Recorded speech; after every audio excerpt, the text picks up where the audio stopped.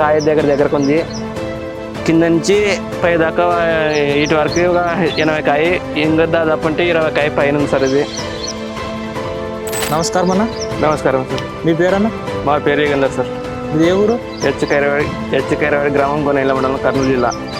మీరు విత్తనాలు ఏమన్నా వేసినవి? త్రిశూలం సార్.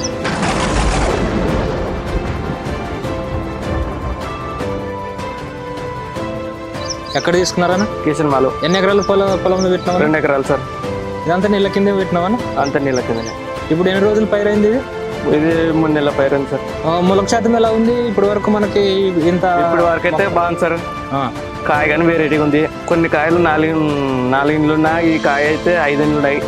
చెట్టు 5 పెరుగుదల ఉంది, కాయ అలా ఉంది. ఇంకా మాకైతే ఇప్పుడు వరకు బాగుంది సార్.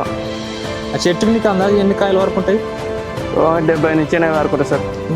ఇంకా సట్ట అయితే ఉంది కదా, పూత సట్టు ఉంది సార్. ఇది ఏమన్నా వర్షాలు బాగా పడితే ఈ కాయ కానీ లావ్ అవుతుంది. మొత్తానికి నీకు అందాజుగా 90 నుంచి 100 కాయ వరకు రావచ్చు సార్. అట్లా ఇది తెగులు నీకు ఏమన్నా అట్లా వచ్చిందా?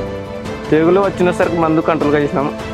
పురుగు అయితే లేదు సార్. పురుగు అయితే లేదు. మరి ఏ రైతు నీకు ఎలా అనిపిస్తుందన్నా?